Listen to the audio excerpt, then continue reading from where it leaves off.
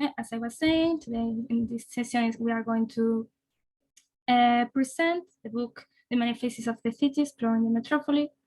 Dr. Stefan Litz is Associate Professor of Management in the Schwartz Business School at St. Francis Xavier University in Canada. He holds a PhD from the University of Constance and an MPhil from the London School of Economics. And before joining St. Francis Xavier, he taught at the universities in Germany, including the University of Hamburg and University of Constance. His research in teaching and teaching interests are in the areas of global studies, organization studies, organizational theory, human resource management, career dynamics, organizational behavior, business ethics, and corporate social responsibility, as well as urban studies. That this book offers a collection of essays that help to explore and better to understand the experience of urban life from a variety of different perspectives, and it's a great source for all kinds of urban studies.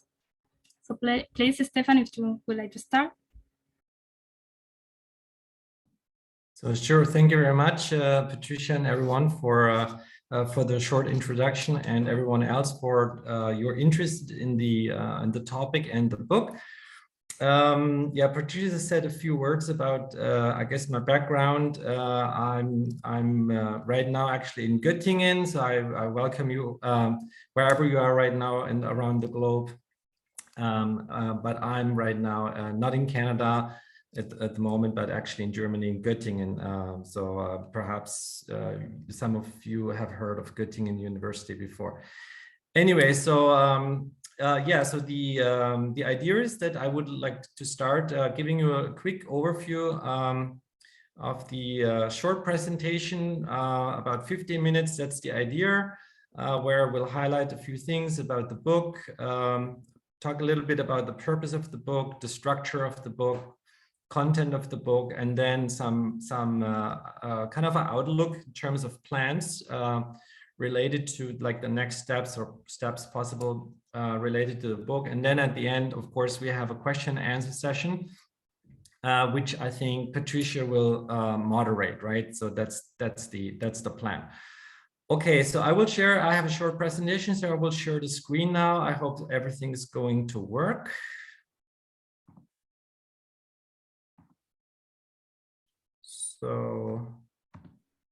So I hope, Patricia, maybe can you just confirm? Okay, perfect. Okay, so that's the title, as you can see, The Many Faces of the City, which highlights the polarity of experience and the challenges and opportunities and different perspectives people have as they're actually focusing on the urban context.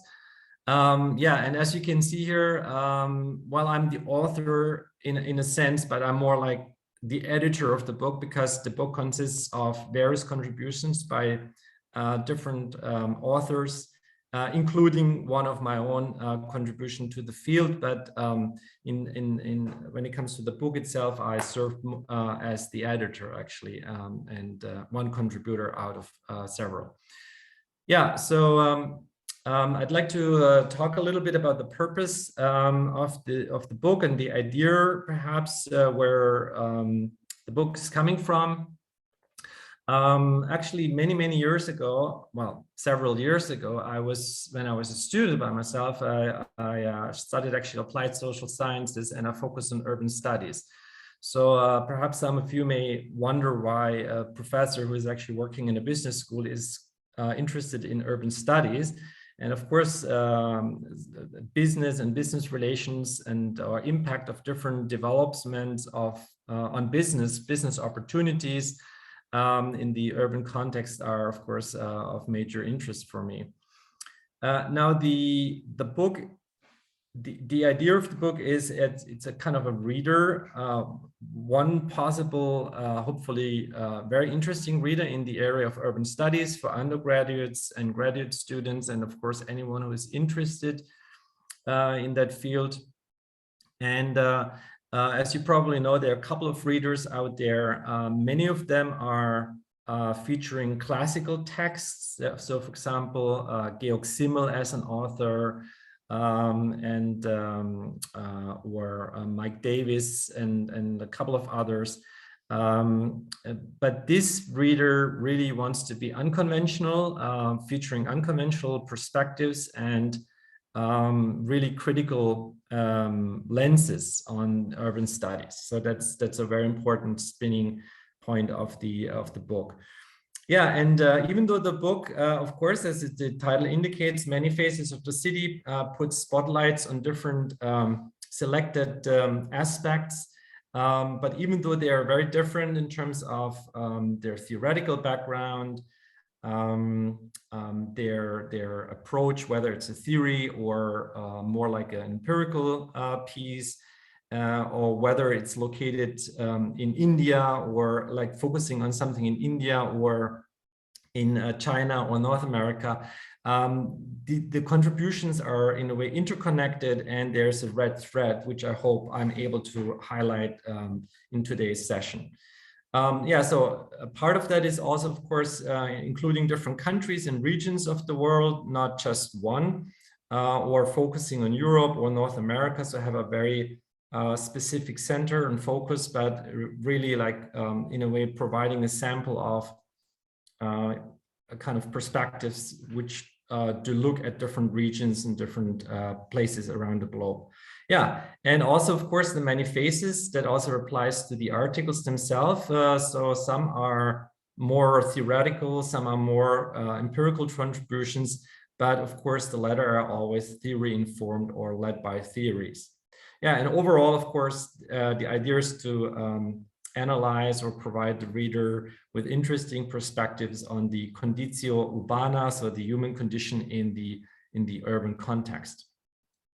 So, so that should give a little overview when it comes to the purpose of the book, where the book is coming from. And now I'd like to continue looking at structure, briefly going through the logic of the book, and then I will have a brief look at outlook and plans, and then we'll go into in the question and answer session.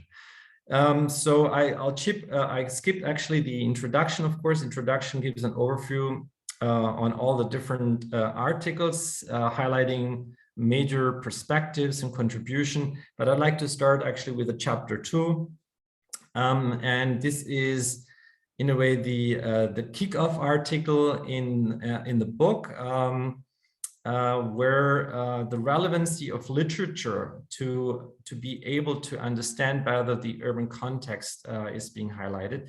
As you can see in the chapter title, Walking in Kafka's Space Boots. So this is really about what we can learn from Kafka's experience of space and reality, as perhaps you know Kafka, you heard about Kafka, and perhaps some of you read Kafka or a work from Kafka, as odd spaces, as scary spaces, as weird spaces. And this article basically tries to exemplifies that by taking Kafka's glasses on, we are able to actually experience the urban setting and space in a very different way. So this is the beginning, as I said before, literature and the urban condition. And that continues also here, focusing on literature and the city, or in this case, more like on the urban poor or urban underclass. Discussing, in this case, 2 contributors, the so-called maximum city, Bombay in India, spatial politics and representation in that city, again through the lens of literature, which focus on the life of people in this kind of city, one of a major urban agglomeration, as probably all of you know. With, of course, a significant portion of urban poor people living there. Yeah, and then chapter 4 continues to look, that's the connection here. We are still in India, looking at the Jugaad of urban planning. That means, in this case, makeshift. That term refers to makeshift activities. So, for example, if there's no proper shower, then there are various ways of creating a shower out of really simple tools, and those makeshift activities needs to be actively recognized and planned for by the urban planners. So that article outlines that, also in relationship specifically to developments in India. Yeah, chapter 5 looks at visualizations in the urban context. As you probably were walking around the street, or you're returning from your morning walk or whatever that is, there are posters, plasters, stickers all over in the city. And this article looked at the aesthetics of globalization, so how globalization is being depicted in different places around the world, in different cities around the world. So for example, in Seoul in South Korea, in Southern America, and other selected cities. It's an example how visualization of something highlights the positive, has a positive connotation or negative connotation. So how visualization highlights the globalization, something positive. So a wide variety of good food, of menu, for example. So rather than actually highlighting the negative component. So, and this is an example of visualization in the urban context and the experience of that.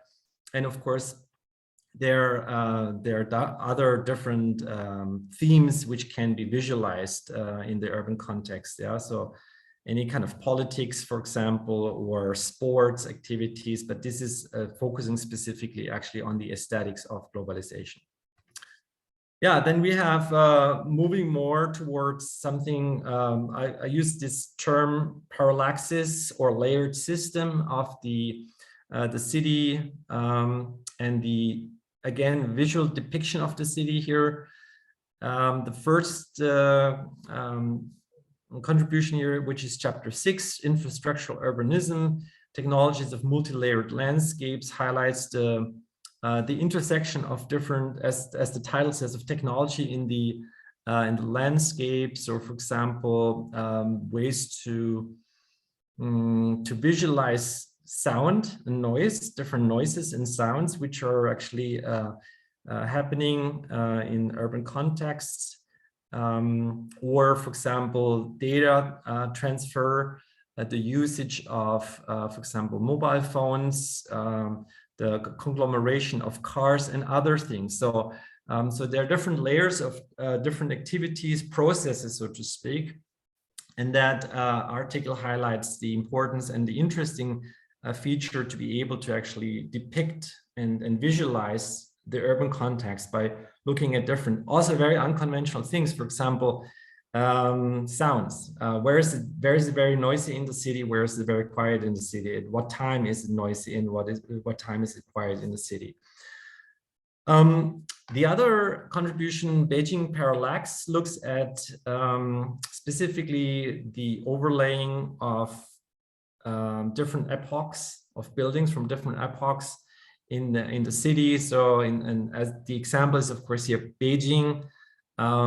So there's the imperial Beijing, then there's the Marxist Beijing, and then there's, of course, the modern Beijing. And you can depict and highlight different buildings and different squares relating to different time periods.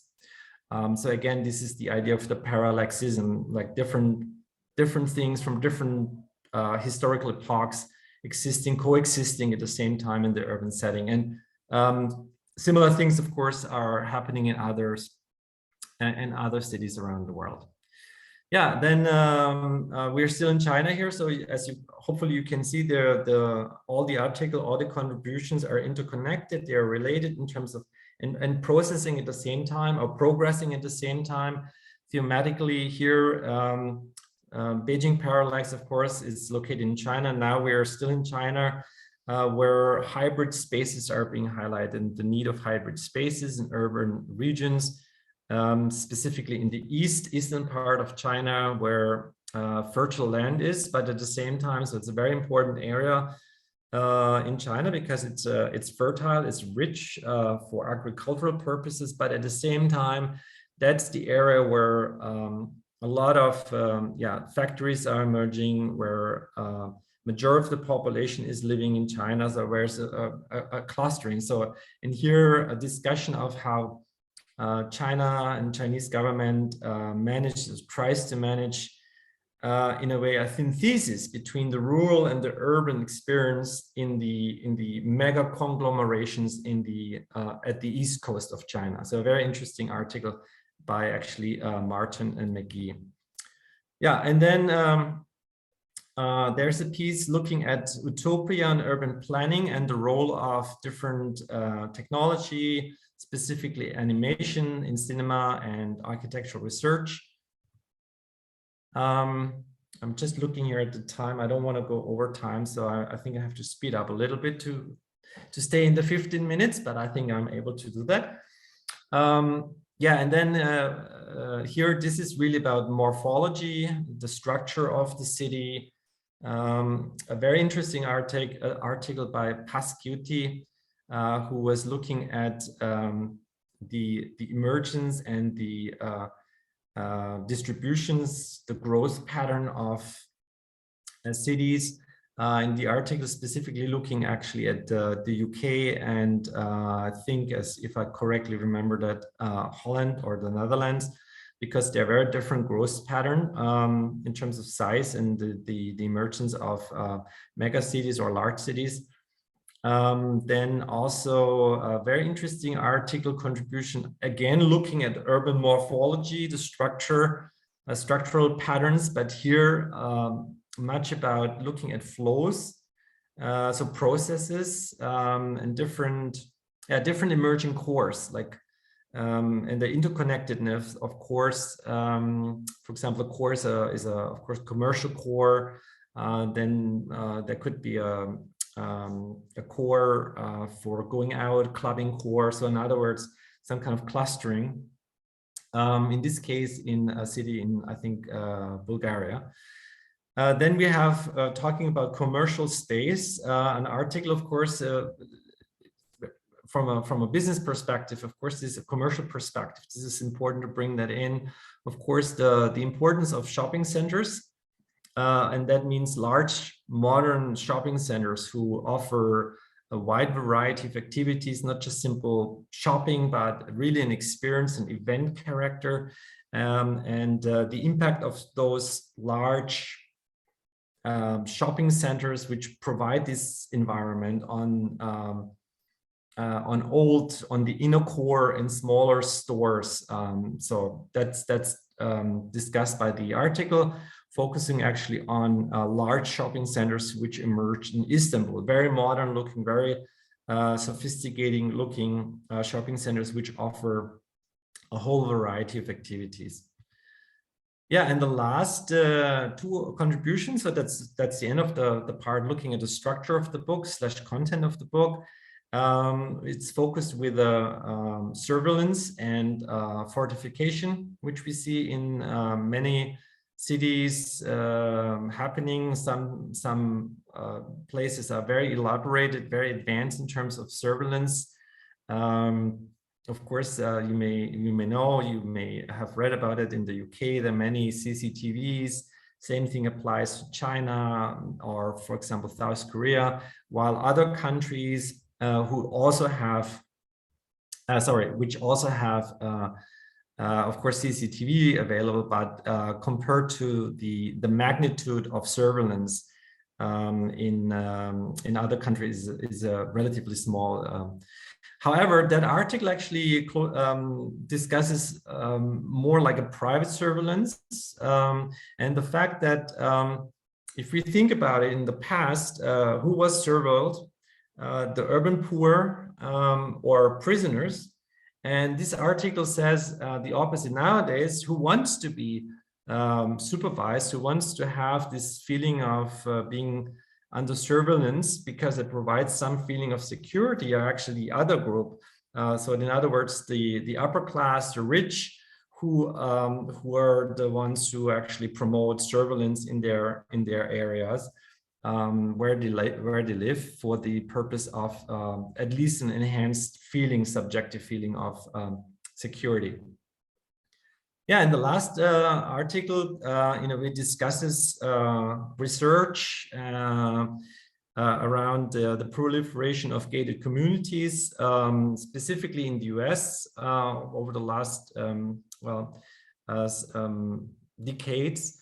Looks at them from the perspective of theory and as a reoccurrence of a pattern we have seen in the medieval times, where cities were fortified, had walls, had gates to be able to control, to know who's getting in and who's getting out. And they could be closed, of course, when the nightfall comes in, to make sure that, again, the people who are behind the walls are having at least a subjective feeling of increased security and safety. And we've seen this as atavism popping out, specifically spreading in the US, but many other places around the world as well. For example, South America and other places where, or Asia, where we see many such gated communities are being emerging. And this article specifically discusses the pros and cons in terms of cordoning off a part of the population from sometimes the harsh reality, because some, they just move between spots where there's wealth, where they live, where they work, where they go where they spend the leisure time, and possibly the traveling around or traveling between those different spots or circles where everything is, everyone who is unwanted or considered to be unwanted is being blocked out, may also be kind of in a way kind of a tunnel where they are able to actually go from A to B and B to C without being exposed to encounter people they don't want to encounter. So that's so there are skywalks and other features available to separate, to segregate the wealthy and rich from the rather poor and what many consider to be unwanted individuals and groups. Yeah, okay, so and I said just before we come to the question and answer session, and I'm of course looking forward to your questions, and I hope I will be able to answer all of them possibly. Just a quick outlook and about possibilities related to the book. I mean, one thing is to have the book available. Another thing is to think about additional steps to make it perhaps more attractive to be used for pedagogical purposes. So one important thing is, of course, to think about creating perhaps a web page which is accompanying the book, which features selected video clips, for example. So just giving one example, what I have in mind, as an article talks about the parallelism of different epochs and buildings in Beijing or any other place, then actually providing a video or at least photos of those different layers. So it becomes more visual. And of course, to make it more attractive to be used by lecturers, to provide a pre-made set of PowerPoint slides. Same thing goes with the discussion questions. They're not yet in the book, perhaps some cases and other visuals.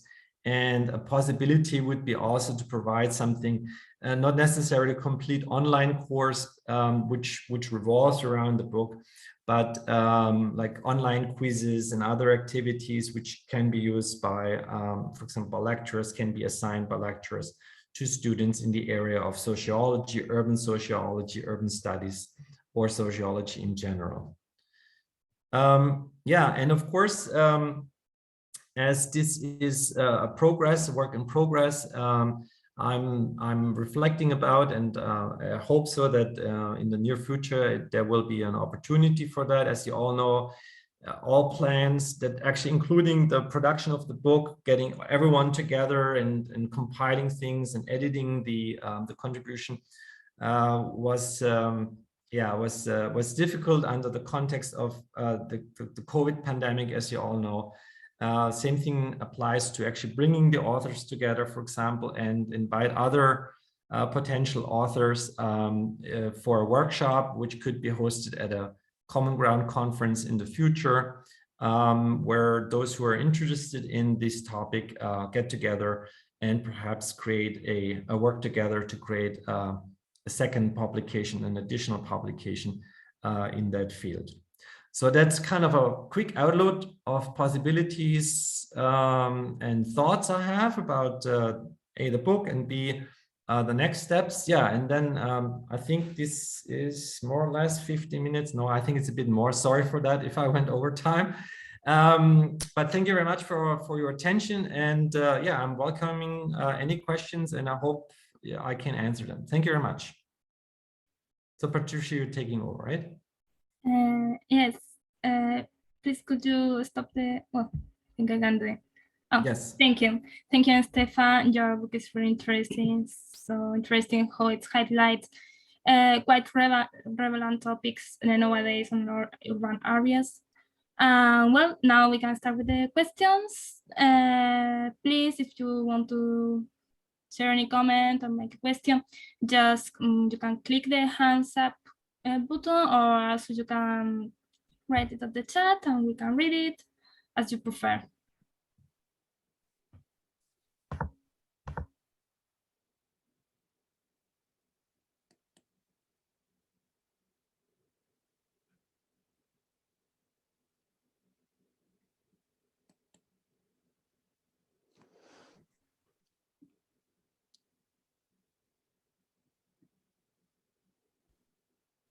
Well, can you hear me? Yeah. Could I ask a question? I didn't see the hands up on my device. Don't worry. You can. My name's Elizabeth Dean. I'm in Canada on the other side of the country, in Vancouver, and it's a lovely warm day here today. Thank you. I enjoyed the presentation. I'm in healthcare. So my questions, and the book looks amazingly interesting and touches on many of the dimensions that I'm interested in, but the quality of life in a city. And many of the cities, and Beijing, and having been there many times, and India, and looking at the size of these cities and how dysfunctional they become for people. And there was mention of the mega shopping center and so on. And I really have questions about this size of expansion and the impact on human health, and the demise of the small shopkeeper, for example, bringing people together in settings where nobody knows each other. It's unsettling to see the added layers of security, and going back to medieval times where we're walling ourselves off from others, and yet fundamentally, as a healthcare professional, I appreciate that we need to be socially engaged and to promote social engagement and not to isolate and separate people. And I'm wondering if you could just comment on the health of a city, and what do we actually mean? How big should a city be? I can understand you having been to China many times and millions of people, and of course within those metropolises we have individual smaller communities where people reside and probably relate mostly. But I'm thinking this kind of development isn't always in.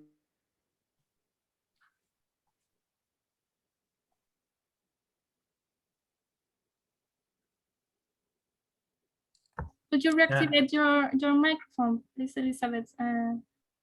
Yes, sorry. Yes. Okay, Perfect. Back on now.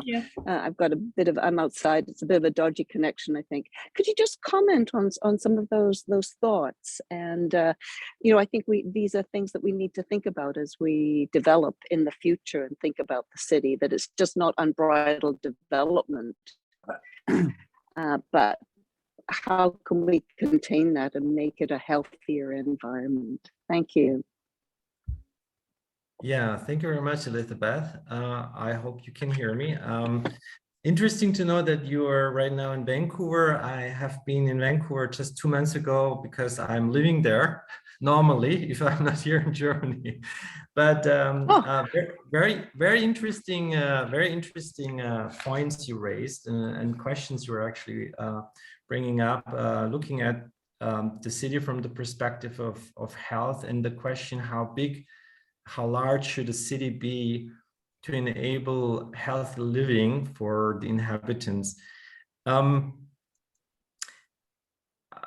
The answer is, I mean, we all know that large cities have all the problems, come with all kind of social problems, health problems, air pollution, crowdedness, homeless people, and other issues.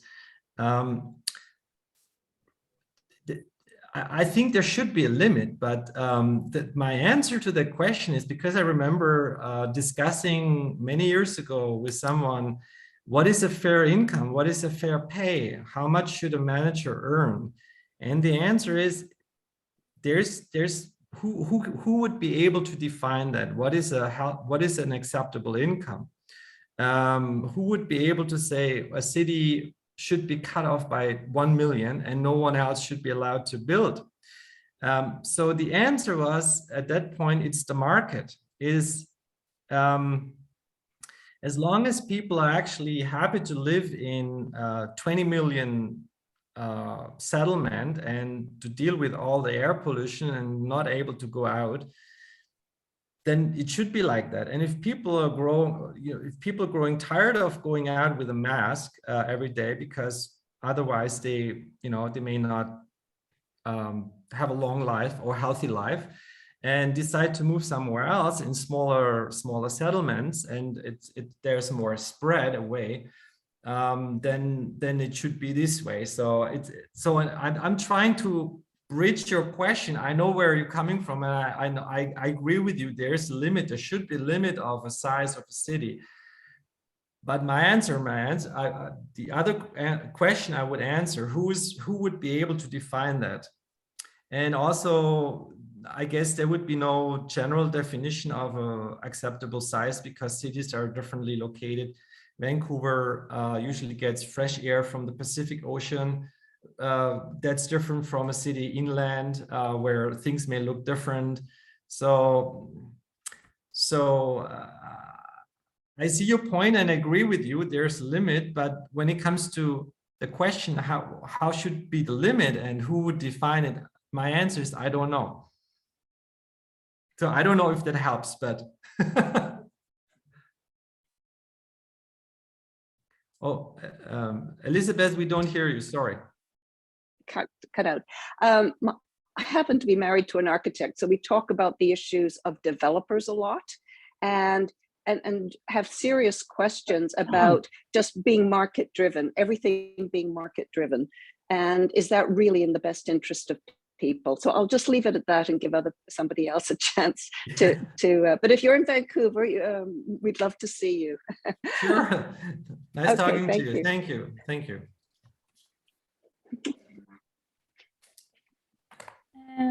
We have some participation on the chat. Yuki Sakurai, do you want to ask yourself? Do you prefer to read your question? So Patricia, I'm not sure if everyone can read the question. Shall I read it in the chat? Right. Yeah, if you prefer that we read it, just yes. Please. Okay. So there's a question. I'm gonna just read it. I can see it. I'm not sure if everyone can see the chat, so I'm just gonna read it. Yukio Sakurai, I hope I properly pronounced the name, asked, I would like to ask the author how the city design could enable people being more relaxed and less isolated. I heard that in Singapore, they're making chatting space between high buildings or high-rise buildings. Yeah, I mean, I think there are two venues nowadays. One, of course, is the virtual world or virtual venue. And the other one is I would call it the physical venue. There are two worlds overlapping, really. And if I think about my own children, they spend a lot of time in the virtual world. They are interconnected with their friends all over the world or at home, or also during the lockdown. That was really, really important to be able to actually interact with others, not just teachers, but with friends through, through Zoom and other platforms. And those platforms, they emerge around interest groups. And I think this is really important to have these interest groups. Yeah, so that's one thing. I think, for example, between high-rise buildings or people who are living in the in the same neighborhood, there could be virtual meetings, discussion meetings, town hall meetings being held. In fact, actually, they have been held virtual. And I think the virtual, as we all know, through COVID and the lockdown, became much more important. And for sure, it's going to stay around. And we are virtual right now, so that's a really important part. And yeah, and the other thing is like really like I think it's also cultural dependence. For example, if I think about a place like Seoul, a multi-million place with many high-rise buildings, I've been there. Luckily, it's a great place to be. I'm surprised to find in corners small pagodas where people sit and chat and get together as this is a small village, but it's not. That's the amazing thing. So if there are opportunities for people to meet and hang out, and they are planned, but not, I don't want to use the word organic, but they are provided to the inhabitants, and they're accepted by inhabitants because it correlates with their interest in their culture, and then they're accepted and they are used, and then there's an opportunity for lively real world community being created and emerging and sustained in those neighborhoods. So I'm not sure if this answers your question, but that's what it came to mind. So two important things. Yeah, I really appreciate your comment. Thank you very much. Thank you. Thank you very much. Thank you. Okay, let's try answering the questions that are in the chat before the end of the presentation. First one is Arjun's question. Hope I pronounce it correctly. Arjun, do you prefer to do it yourself, or we'll just read it out loud? Okay. He asks Stefan if you could talk about the urban visual culture and visual representation of the city and the possibility of exploring related topics further, perhaps during the workshop and upcoming publications. Yeah, sure. Just perhaps one sentence there. I think this is a really interesting topic and a venue. The visual depiction of things in the urban context. For example, I'm here right now in Göttingen, as I mentioned earlier, and Göttingen is known as a very yeah, how should I say, alternative driven city. So there are stickers all over the place at street turns and other places, you know, kind of with the political slogans, but also other slogans. So this is, I think, this is something I have not experienced like this before. So this is an interesting perspective for me, and I think this could be a very interesting general venue, and certainly worth exploring, being further explored in a workshop, or bringing together different contributors who are all looking at visualization of something in the city. Sports, politics, the global, or whatever that is. That would be really actually a good venue and good idea actually. So Arjun, so thank you very much for bringing up that point. So like focusing on one is a very specific theme, but bringing together different contributors around that theme. For example, that point. So yeah. Thank you for your answer. Thank you.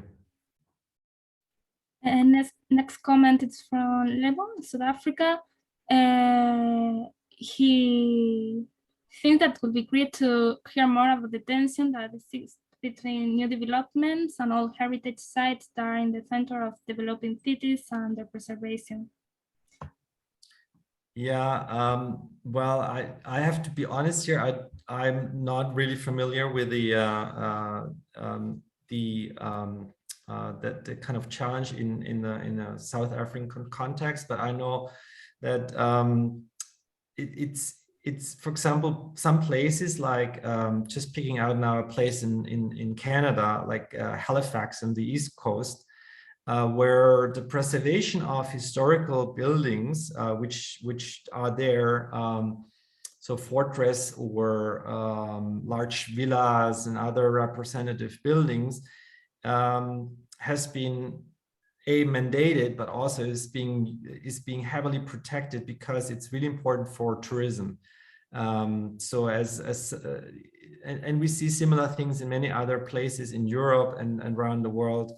Where of course there's a strong lobbying for keeping old buildings and keeping things as they are right now, so to speak.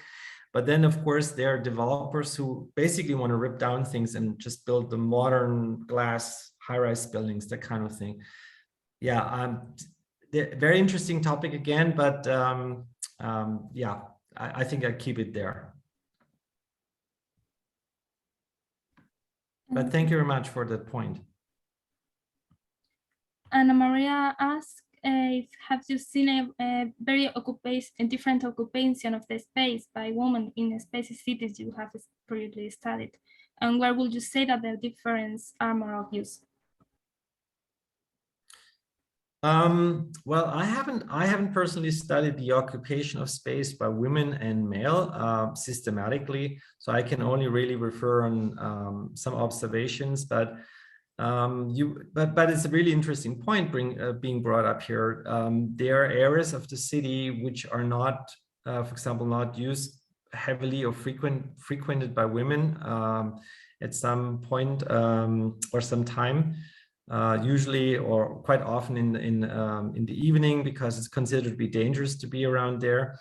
And then there are other places in the city or spaces in the city which are heavily frequented by male actually, or I should perhaps say points in the city. You may see just male. I observed it just now or like not long ago here, where you see restaurants or places, bars, completely occupied only by male.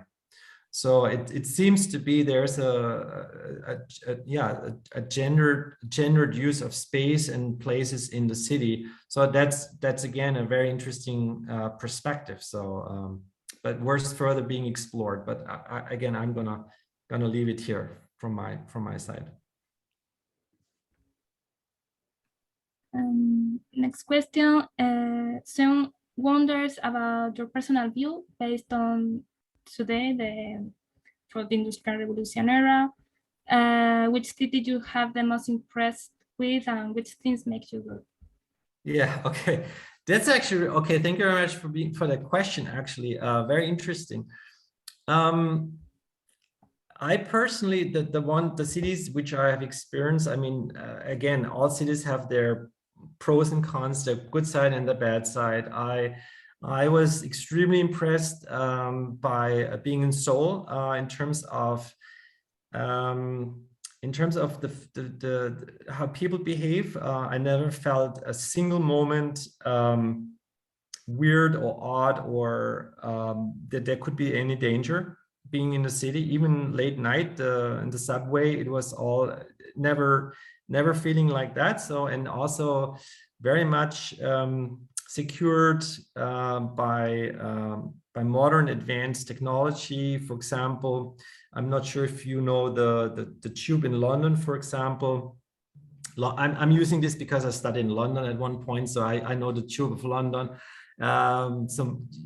the Mind the Gap announcement and all this kind of thing. So you go down there, there's the railway, and if there's a crowd, then accidents may happen. People may fall or may be hit by the incoming train. So, for example, in Seoul, that doesn't happen because the railway and the platforms are all separated by glass walls and glass doors. So just mentioning or giving you an example where I feel that's a fantastic place to be. On the flip side, of course, air pollution is an issue or can be an issue there. So again, pros and cons.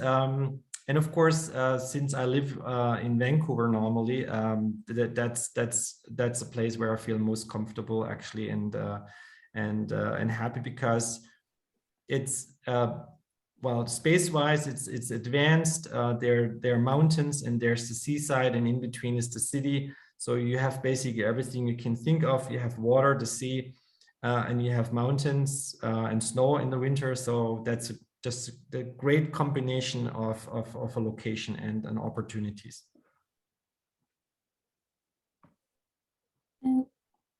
Thank you, Stefan. We have hands up. Frida, please, if you want to make your question. Yeah, thank you very much for your presentation. I would like to ask you about, in the many faces of the city, about the identity. I am in the Palestinian territories, and you know, the identity of the city is very important. So I wonder if you talk about how can we deal with the identity in the many faces we might have in one city. Okay. I would like to know, yeah, your opinion and your what you've seen also in your in the cities. Good point. So thank you very much. I hope I pronounced your name properly. Fida. Fida. Okay, sorry. So Fida, thank you very much for the question. A very good question, actually. The topic of identity and the identity experience by different groups in the city has not been really picked up in that book so much, or there's no contribution really looking at different identities, even though, of course, this is a really important topic. Yeah, if we think about diversity and different identities and experience of the city by individuals belonging to different groups, that's I think an important question, important point. And many may just think about, for example, yeah, cities in traditional immigrant countries. Like, yeah, picking up, for example, Vancouver, where there are people all over the world. I think the majority of people living in, more than 50% of people living in Vancouver have not been born in Vancouver, for sure, or may not even be born like in Canada, but immigrated at one point. And so, and there, of course, different experiences of the city. There's also some kind of tendency of clustering of individuals belonging to different groups because of, for example, food and restaurants and meeting place, which is absolutely understandable. But then also cities in countries which we not think so much about different identities. Yeah, just right now when I'm walking around Göttingen and see a diversity here in terms of people on the streets, which is matching the diversity in Vancouver. So, I think this is a really important thing, how people experience through their own lens, through their own cultural lens, the city, and also a question perhaps, how can conflicting identities in a city, people belonging to different, who have a different identity and different perspective, can be encouraged to interact and live together in a way, so to use the same space. That's a very good point, very good question. But I have to say, there's no contribution in this book, in that reader, which really explores that topic. So thank you very much for raising that point, Fida. And I think this is, I just took it down a note. So as a good point for an opportunity actually for perhaps bringing together individuals in the future who and someone who works specifically around the topic and focuses on the topic. So Thank you so Thank much. you. Yeah. Thank you, Frida. Stefan, could you share your email in the chat? We have Frank. Frank, one of the participants, is interested in having your email, so you could write it in the chat.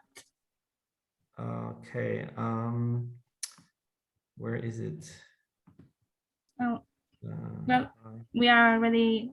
Here. Okay, so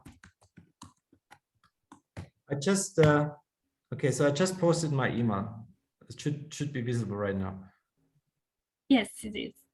Thank you. Well, you can find the email there. Also, I posted the link to the bookstore if you're interested in taking the book. We are also sharing a promo code, and you can use it to get 25% off on the book.